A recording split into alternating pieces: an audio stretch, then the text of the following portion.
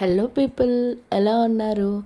ఈరోజు వీడియో ఏంటంటే రంగనాయకుల స్వామి టెంపుల్లో గోదా కళ్యాణం అయితే జరుగుతుంది. ఆ కళ్యాణంకి వచ్చాము. ఇక్కడంతా దశావతారాలు పెట్టారు, చాలా బాగా అనిపించాయి. ధనుర్మాసంలో పాసురాలు చదివేవాళ్ళు కదా, అది అయిపోయాక లాస్ట్కి గోదా కళ్యాణంతో ఇంకా కంప్లీట్ అయిపోతుంది. ఇంకా భోగి మంటలు అయిపోయిన తర్వాత వెంటనే కళ్యాణంకి అయితే వచ్చాము. మాతో పాటు మీరు చూసేయండి.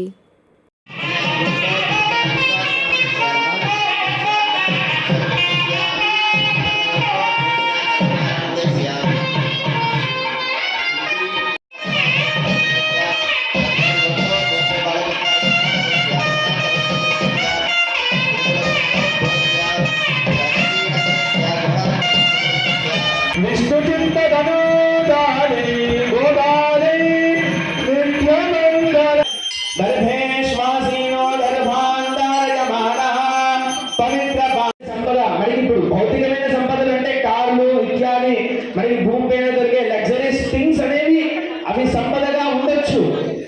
కానీ మనకి అసలైన సంపద ఏంటి అంటే మన ధర్మాన్ని మనం ముందుకు తీసుకెళ్లడమే అసలైన సంపద మన తరానికి ఇచ్చేది. మరి ఆచార పరమో ధర్మ అని చెప్పినట్టుగా అమ్మవారు ఏం చేశారు? పెరుమాళ్ళకి మంగళాశాసనం చేశారు. మన ధర్మం ఏంటండి? పెరుమాళ్ళకి మంగళాశాసనం చేయడమే మనది. స్వామి నాకు అది ఇది అని కోరడం కాదు. స్వామి ఏది ఇవ్వాలో వారికి తెలుసు. వారికి ఒకటి మనం ఇక్కడ అడుగుతామా భగవంతుని, స్వామి మీరు బాగున్నారా? మనకి గర్భగృహంలో ఉంటారు రంగనాథ స్వామి. వారిని చూడంగానే స్వామి మీరు ఎలా ఉన్నారు, మీకు ఆరాధనలు ఎలా అవుతున్నాయి, స్వామి మీరు చక్కగా తింటున్నారా అని అడగగలిగితే అదే ఒక గొప్ప సంపద మనకి. అదే అమ్మ నేర్పించింది కదా మనకి. అదే సంపద మనకి ఇస్తూ అమ్మవారు ఈనాడు ఫలశ్రుతిగా స్వామిని చేరుతుంది. ముందుగా ఇక్కడ విశ్వక్సేన ఆరాధన పుణ్యావసనం జరుగుతుంది. అంత శ్రద్ధగా వీక్షిద్దాం. జై శ్రీమన్నారాయణ. జై శ్రీమన్నారాయణ. పృథివ్యా మేరో పృష్ఠరునే కూర్మో దేవతా విశ్వక్సేన బావాహజామి. ఓం స్వః విశ్వక్సేన బావాహజామి. ఓం భూర్భువస్వః విశ్వక్సేన బావాహజామి. ప్రణామ స్వాగత ప్రతిమా స్థాపన అభుగేగరమోజస్య ఖాయా గజన్వదా ఆపో జనగణాగణః రమణివారాజ శ్రీమదే విశ్వక్సేనాయ నమః. స్వామి ఓం శ్రీమతే నమః. ఓం సూత్రవత్యా సమేతాయ నమః. ఓం శైలేశాయ నమః. ఓం సర్వపాలకాయ నమః. ఓం శోభనాంగాయ నమః. ఓం మణికుండలధరాయ నమః. ఓం తప్తకాంచనభూషణాయ నమః. ఓం కరివక్త్రాయ నమః. ఓం హరిప్రియాయ నమః. ఓం సర్వశాస్త్రతత్వజ్ఞాయ నమః. ఓం సర్వాభి. భగవంతుడికి నిర్విఘ్నత ఎలా ఉంటుందండి అంటే వారికి కూడా ఉంటుంది. మనకి ఏదో చేద్దామని వస్తూ ఉంటే కొంతమంది ఆపుతూ ఉంటారు, అది కూడా ఒక నిర్విఘ్నతనే. మళ్ళీ వారి ఇప్పుడు భగవంతుడిగా ఉన్నప్పటికీ వారి ఇక్కడ ఒక వధువు వరువులే కాబట్టి వారు ఇద్దరు అక్కడ గోదమ్మవారు, ఇక్కడ రంగనాథ స్వామి వారు, వారి కళ్యాణంలో నిర్విఘ్నత కలగకూడదు. అలానే మన యొక్క జీవితాల్లో కూడా నిర్విఘ్నత అనేది తొలగాలి. ఎవరి ద్వారా వారి ఇద్దరి యొక్క కలయిక మన జీవితంలో ఉండి నిర్విఘ్నత తొలగాలి అని ముందుగా విశ్వక్సేన ఆరాధన చేసి వారి యొక్క ప్రసాదాన్ని స్వామి పాదాల దగ్గర నుంచి ఆ యొక్క అక్షతల్ని అనుగ్రహిస్తారు. ఇప్పుడు కళ్యాణం ద్రవ్యమంతా శుద్ధి కలగాలి అని వాసుదేవ పుణ్య అవసరాన్ని చేస్తున్నారు. చరణం పవిత్రమిది భూమిం సంప్రోక్ష్య. ఓం చరణం పవిత్రం విదదంబురాణ్యేన పూజయామి. ఓం ఓం ఓం పరమధామామస్థితమనుగ్రహదామ్యయా ఉద్యతావతారా ఇహావిమతమంత్ర సిద్ధితమంత్ర శరీరం. ఓం బ్రహ్మ సహస్రారహం ఫట్ భగవన్ సుదర్శనా గచ్చ గచ్చ గచ్చ. సుదర్శనాయ విద్మహే మహాజ్వాలాయ ధీమహి కన్యాచక్ర ప్రచోదకాత్ ప్రణామ స్వాగత ప్రతిమా స్థాపన సన్నిధి సన్నిరోధ సాముద్ర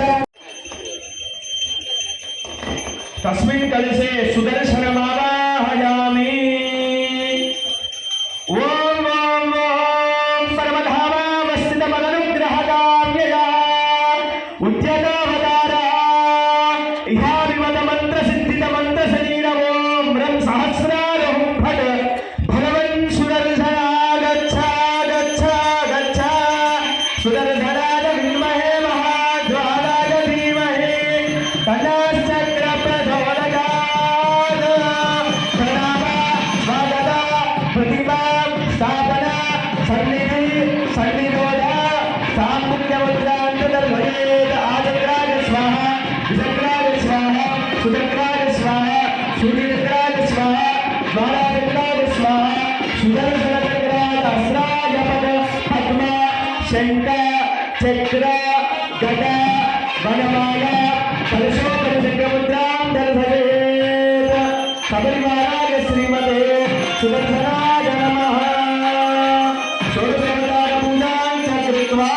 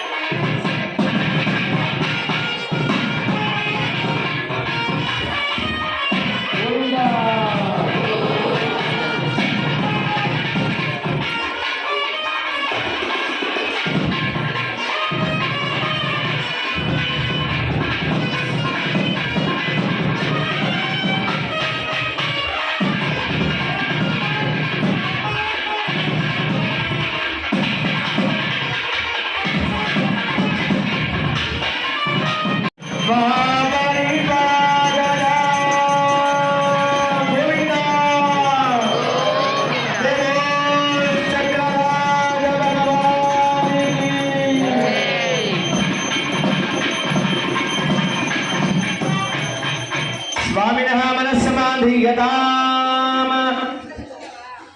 समाहितमनसः स्मः प्रसीदन्तु भवन्तः प्रसन्नाः स्मः भवद्भिरनुज्ञातपुण्याहं वादयिष्ये वाच्यताम्.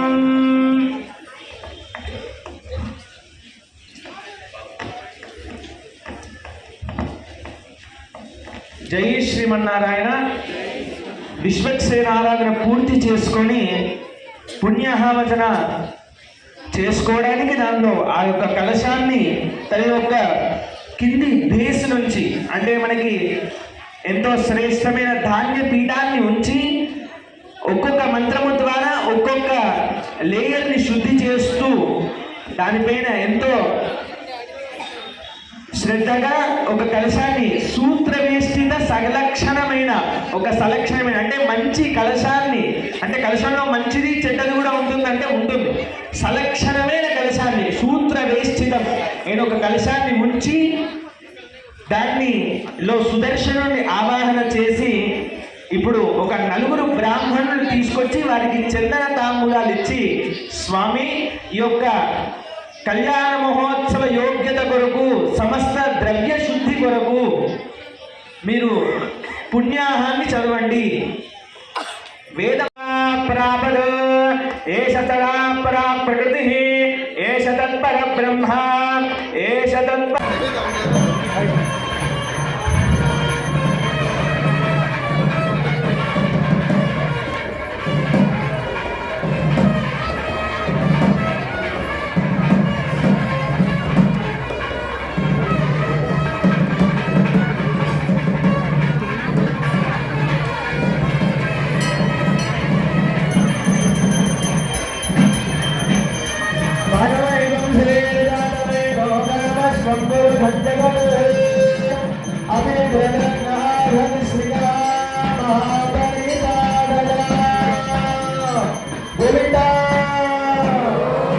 లక్ష్మీ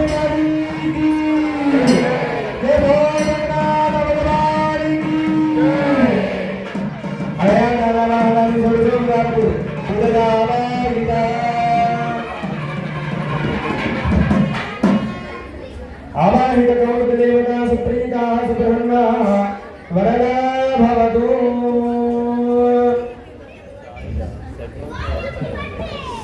స్వామికి కళ్యాణ యోగ్యత కొరకు రక్షా సూత్రాన్ని రక్షాబంధన చేస్తున్నారు.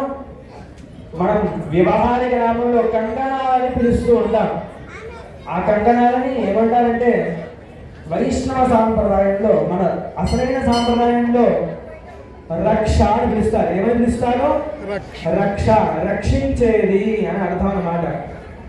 అలానే మనకి ఒక యాగమో హవనమో చేశారనుకోండి, రక్షణ ఇస్తారు కదా హోమకుండంలోంచి, దాన్ని ఏమనాలి? యజ్ఞ రక్ష అనాలి. అలానే మరి స్వామికి రక్ష ఎందుకండి? స్వామే కదా మనకి రక్ష అంటే స్వామి కంకణం పెట్టుకుంటున్నారు అన్నమాట. మిమ్మల్ని అందరినీ రక్షిస్తాను అనే ఒక కౌతుకాన్ని ధరింపజేస్తున్నారు.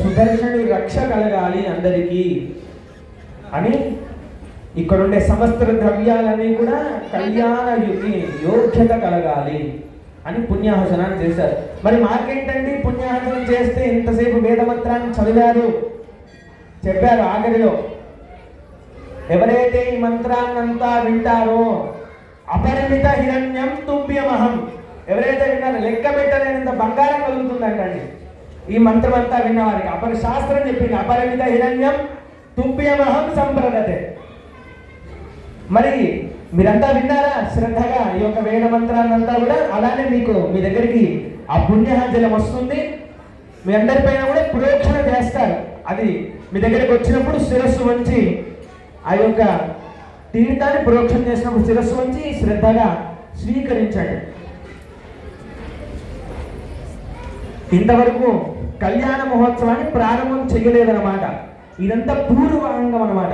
మంచిగా మీరు ఆఫీస్కి వెళ్తున్నారు అనుకోండి, మంచిగా రెడీ అవుతారు కదా, నేను చక్కగా టక్కేసుకొని మంచిగా పర్ఫ్యూమ్ కొట్టుకొని రెడీ అవుతారు కదా. ఇది కూడా కళ్యాణానికి రెడీ అయినట్టు అన్నమాట. ఇంతవరకు జరిగింది విశ్వక్సేన పుణ్యాహసనం కూడా కళ్యాణ పూర్వాంగమే. ఇదంతా కూడా మీరు విష్ణు సహస్రం చదివే అలవాటు ఎంతమందికి ఉందండి?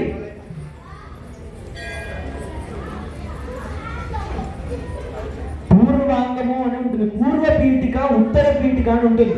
మధ్యలో 108 శ్లోకాలు ఉంటుంది. గమనించారా ఎప్పుడైనా? పూర్వ పీఠిక శుక్లాం భరత నుంచి ప్రారంభం చేసుకొని విశ్వం విష్ణు వరకు పూర్వ పీఠిక. మళ్ళీ కాయేన వాచా మనసేంద్ర అది ఉత్తర పీఠిక. అలా ఇది పూర్వ పీఠిక అన్నమాట. మరి కళ్యాణానికి ఉత్తర పీఠిక ఉంటుంది. తరంబ్రాలు వరకు కళ్యాణం. తరంబ్రాలు అయిపోయింది అనుకోండి, మాల మార్పిడి వారణ మాయనంతో అది ఉత్తర పీఠికగా ఈ కళ్యాణ మహోత్సవానికి ఉంటుంది. ఇప్పుడు కళ్యాణ మహోత్సవాన్ని స్వీకరించమని ఇక్కడుండే పురోహితుల వారు, ఇక్కడ పురోహితులు అంటే ఎవరు? పెరియాల వారు విష్ణు చిత్తులు. విష్ణు చిత్తులు ఎవరండి? గోడమ్మ వారి యొక్క నాన్నగారు. ఆ విష్ణు చిత్తులే ఇక్కడ పురోహితులు అన్నమాట. వారే దగ్గరుండి గోదారంగనాథ స్వామి యొక్క కళ్యాణాన్ని జరిపిస్తున్నారు. ఇక్కడుండే ఆచార్య స్వామి వారు ఇప్పుడు ఆ స్థానంలో ఉన్నారు, తండ్రి స్థానంలో ఉన్నారన్నమాట. ఇప్పుడు వారు కళ్యాణాన్ని స్వీకరించమని అక్కడుండే అర్చారూపంలో ఉండే ఆ భగవంతుణ్ణి ప్రార్థిస్తున్నారు. మనమంతా కూడా సేవిద్దాం. పుష్పాంజలిం స్వీకృత్య భగవంతం ప్రార్థయేత్.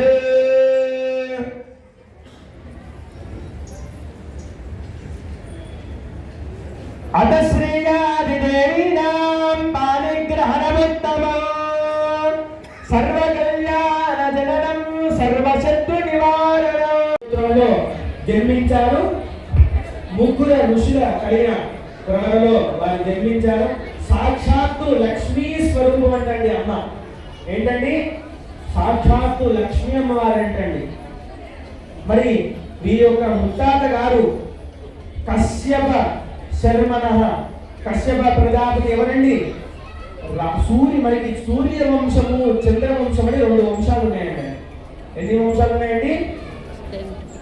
సూర్య వంశము, చంద్ర వంశము. ఆ సూర్య వంశంలో పుట్టిన వాడే రాముడు. ఆ రాముడి పూర్వజంలో ఉన్నవాడే కశ్యపుడు. ఆ కశ్యపుడి యొక్క పుత్రుడు, కశ్యపుడికి ఎవరండి పుత్రుడు? గరుత్మంతుడు. కశ్యపుడికి పుత్రుడు ఎవరు? అష్టనాగులు. ఇంకొకరు గరుత్మంతుడు, ఇంకోటి అరుణుడు. ఆ యొక్క సూర్యుడు వేరు, అరుణుడు వేరు. సూర్యుడు వచ్చే ముందు కిరణం వస్తుందే, అది అరుణుడు. దాని తర్వాత వచ్చేది సూర్యుడు. అరుణుడు ఎవరంటే రథసారం అన్నమాట సూర్యుడి. 2 కొడుకులు, 2 భార్యలు. ఒకరికి అష్టనాగులు జన్మించారు, ఒకరికి గరుత్మంతుడు, అరుణుడు జన్మించారు. ఆ యొక్క గరుత్మంతుడు యొక్క కుమారుడు ఎవరండి? గరుత్మంతుడు కుమారుడు ఎవరు? పెరిగారు విష్ణు చిత్తులు. కశ్యప ప్రజాపతి ముత్తాత గారు, వారి యొక్క తాతగారు గరుత్మంతుడు. అలానే వారి యొక్క తండ్రి గారు విష్ణు చిత్తుడు. ఎంతో గొప్పైన సాంప్రదాయంలో పుట్టిందండి గరుత్మంతుడు. వారి యొక్క తాతగారు నిత్యము భగవంతుడి సేవలోనే ఉంటారు. వారి నాన్నగారు పెరియారు వారు పల్లాండు పాడుకున్నప్ప వారికి ఇంకేం తెలియదు.